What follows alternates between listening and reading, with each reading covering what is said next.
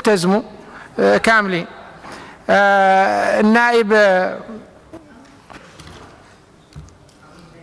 نائب مريم بابسي 4 دقائق.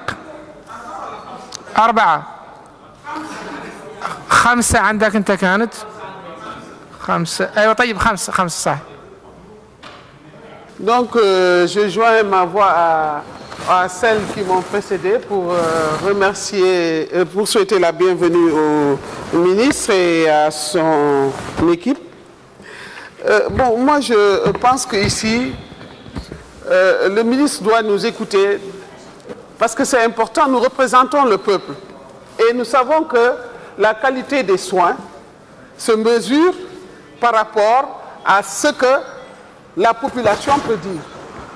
Donc, c'est un des indicateurs de soins, de la qualité des soins. Donc, il est important que ce que nous allons dire ici, que monsieur le ministre, nous sommes les représentants du peuple, de le prendre en compte.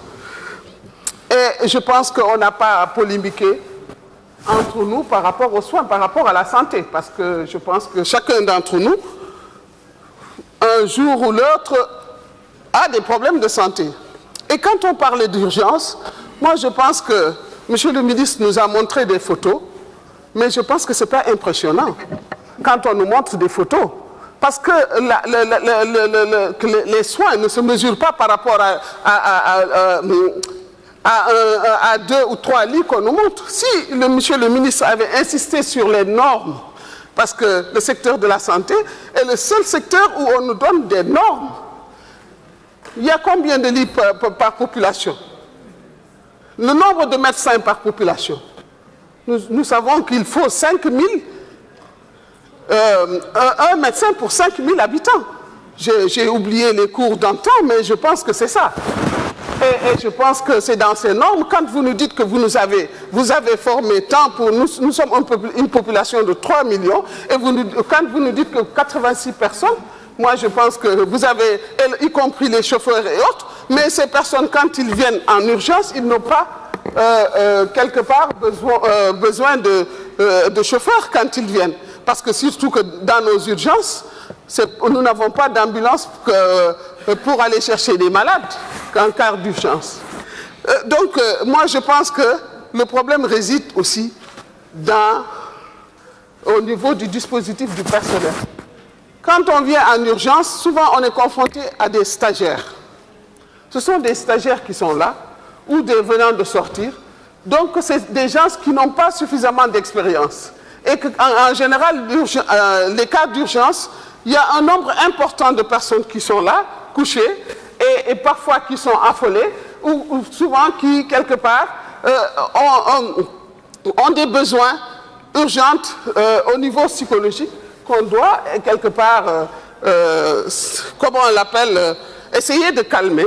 Donc, quand un seul médecin ou 3 médecins ont plusieurs malades, donc on se préoccupe beaucoup plus de faire vite pour pouvoir passer d'un malade à un autre.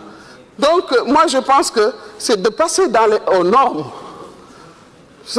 Je pense que je ne dis pas par moi. Moi, j'ai visité il y a une semaine les urgences, mais je pense qu'il y a une amélioration du point de vue hygiène. Du point de vue hygiène. Mais c'est pour vous dire tout simplement, je suis d'accord avec vous, mais seulement qu'il y a une évolution, mais cette évolution, c'est tout simplement au niveau hygiène. Et que quand on parle d'accessibilité des soins, nous savons qu'il y a l'accessibilité fonctionnelle qui est importante. Une accessibilité fonctionnelle en matière de soins, si on ne l'a pas, moi je pense que la fonctionnalité manque. Au niveau des cas d'urgence, c'est de le voir. Et puis, par rapport toujours à ce personnel, nous vous l'avons signalé en 2014, c'est par rapport à ce personnel, il y a la motivation du personnel. Mais le personnel de santé, en majorité, il y a une certaine démotivation.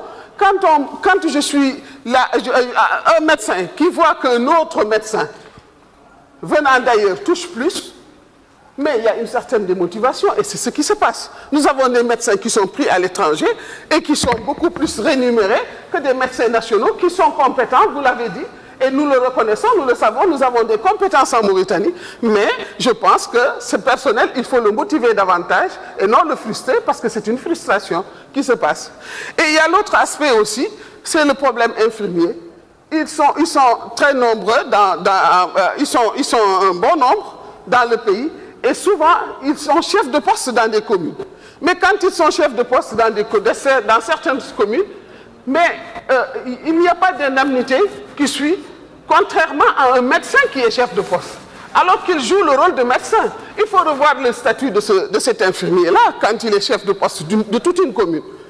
Et c'est un problème qui se pose à ce niveau-là.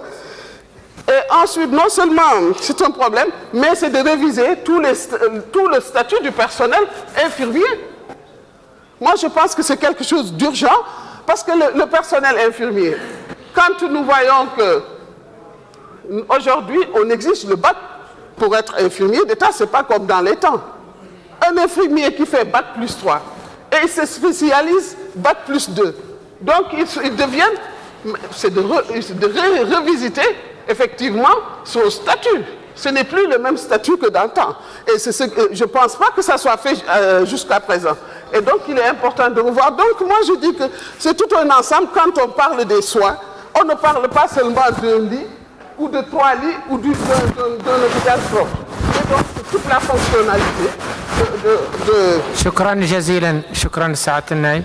Merci. انتهى الوقت.